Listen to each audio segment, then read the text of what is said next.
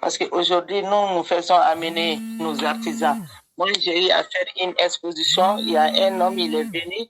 Il a demandé à nos femmes, ça, c'est du miel. On dit oui, c'est du miel. Ça vient d'où? Du Mali. Et, et il a demandé le prix du miel. On lui a dit. Il a sorti même l'argent. Mais après, il dit les pays d'origine. On a dit les Mali. Il dit non, j'achète pas. Les Maliens ne nous aiment pas. J'ai failli pleurer. Zoom on the beat. Bienvenue, installez-vous, on a des nouvelles pour vous. Il y a des bonnes, il y a des mauvaises, mais il y a des nouvelles pour vous. Bienvenue, installez-vous, on a des nouvelles pour vous. Il y a des bonnes, il y a des mauvaises, mais il y a des nouvelles pour vous. Madame Camara, bonjour. Oui, bonjour madame Eugénie. Alors, est-ce que vous pourriez vous présenter, Madame Camara? Oui, je suis Madame Camara Malado, d'origine malienne. Je suis aide-soignante et auxiliaire de vie surtout, et à Paris. À Paris. Depuis combien de temps en France? Oui.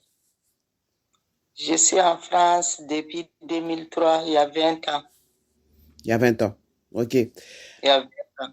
Alors, est-ce que vous avez une actualité ou bien il y a un sujet d'actualité qui vous interpelle, dont vous voulez nous parler? Bon, j'ai un événement que j'ai prévu. Ça, c'est une exposition. Je dois amener les artisans maliens en France et on fera une exposition avec la ville de San Pedro. Et on a commencé ça depuis 2016. Les artisans viennent sur l'île Saint-Denis. Donc ça, c'est prévu pour le 5 mai et au 11 mai. C'est très bientôt ça. Je suis responsable de 3 associations et je suis la vice-présidente du Haut Conseil des Maliens de France. D'accord. Donc, je suis dans beaucoup de choses.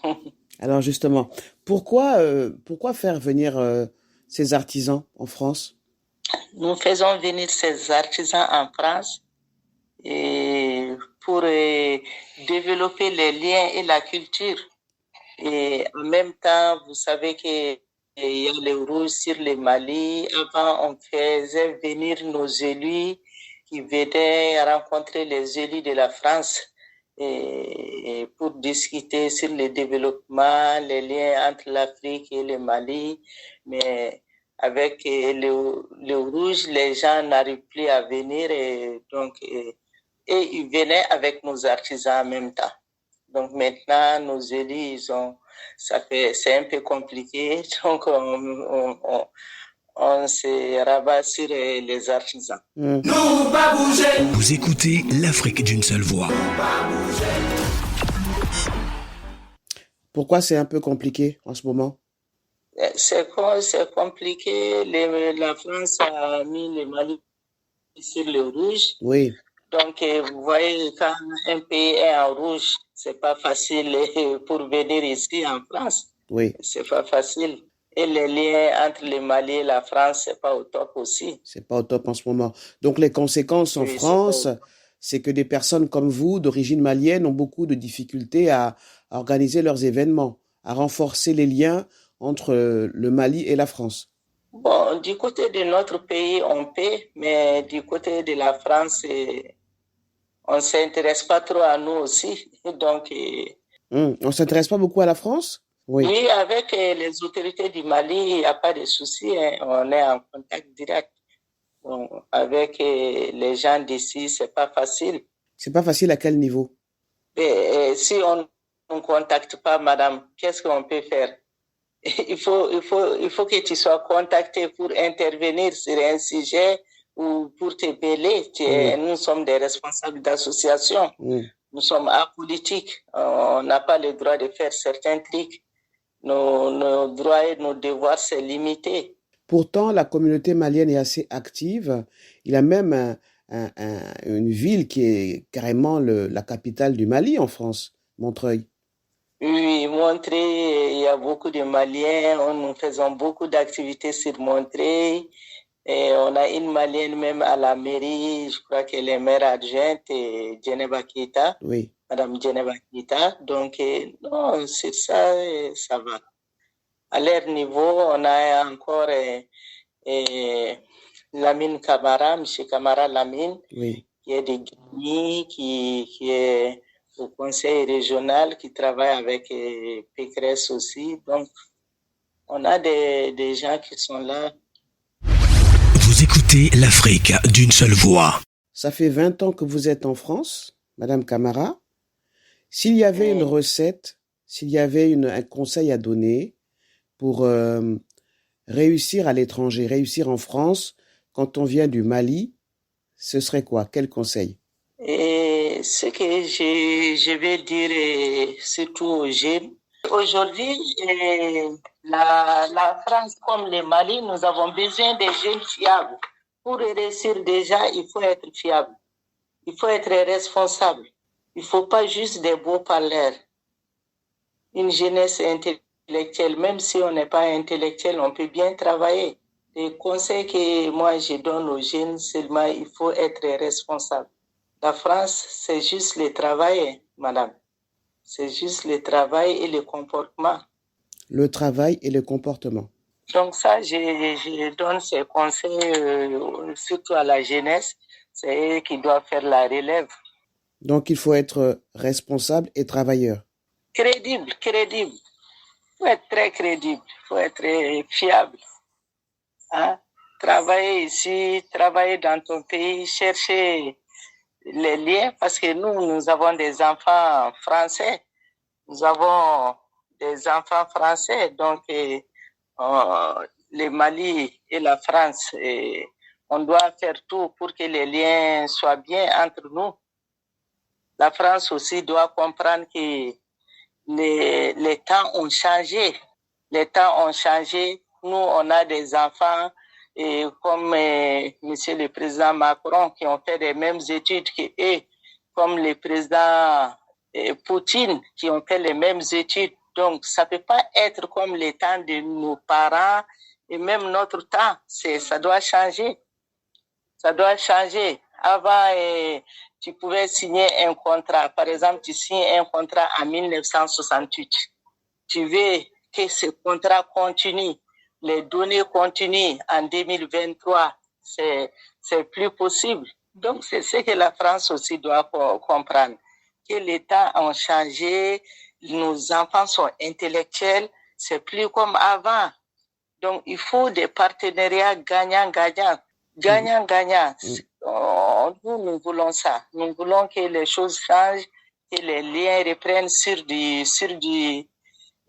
vrai, quoi.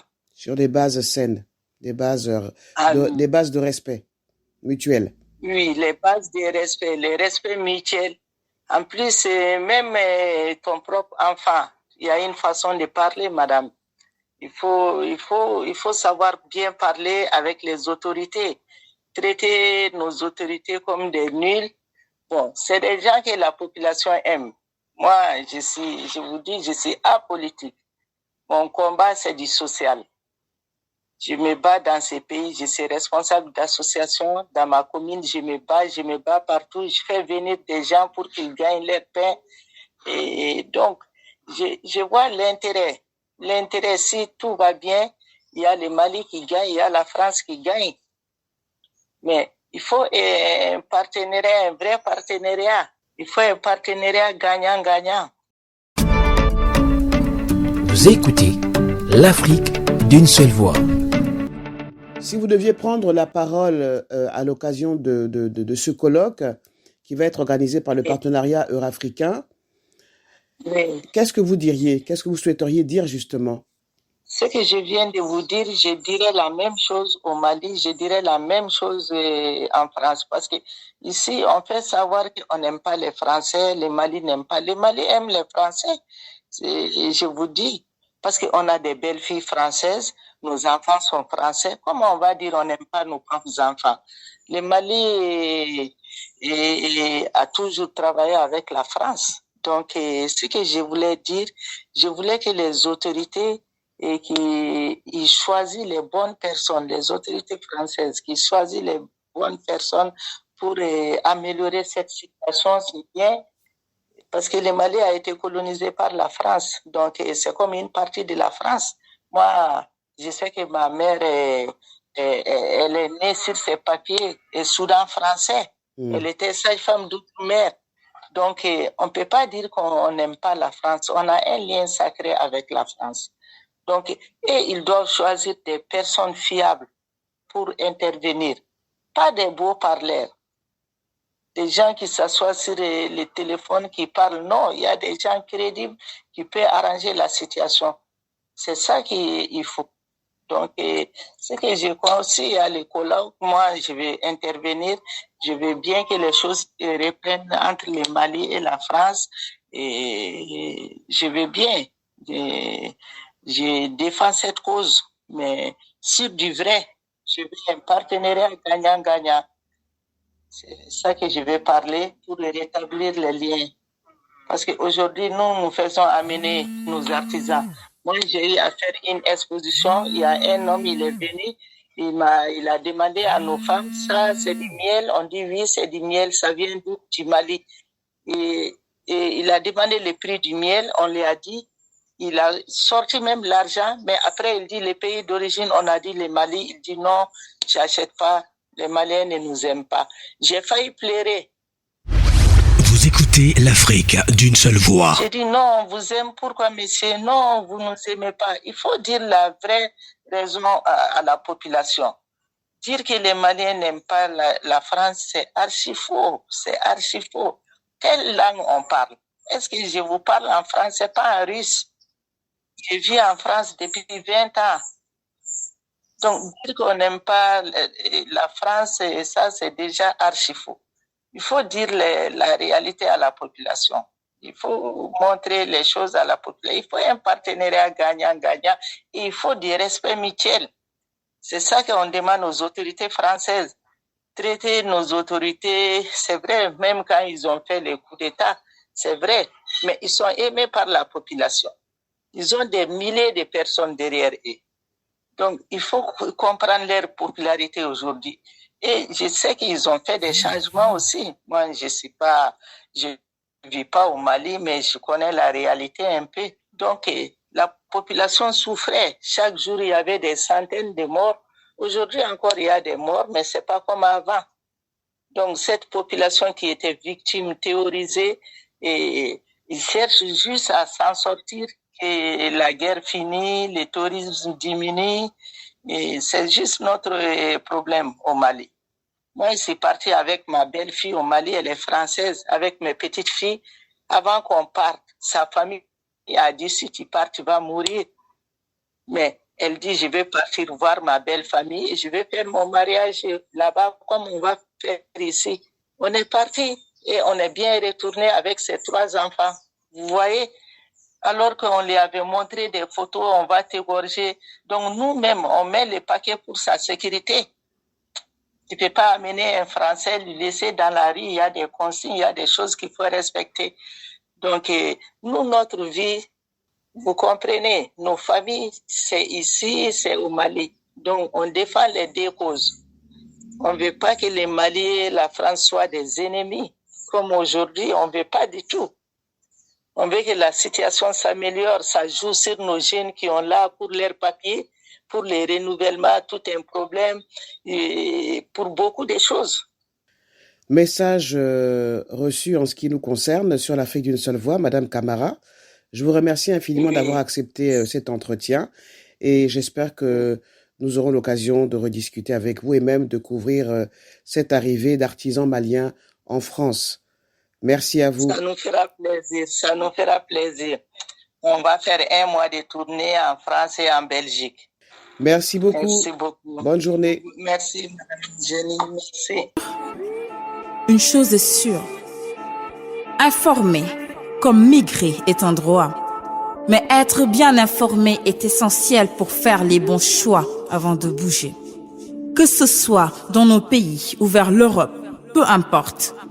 Les jeunes Africains, hommes et femmes, ont le droit d'accéder à une information crédible sur la migration. Tout comme les médias et les journalistes africains doivent être soutenus. Dans certains cas protégés lorsque la vérité dérange, pour mieux informer la jeunesse africaine sur les défis et les opportunités qui s'offrent à eux dans la migration.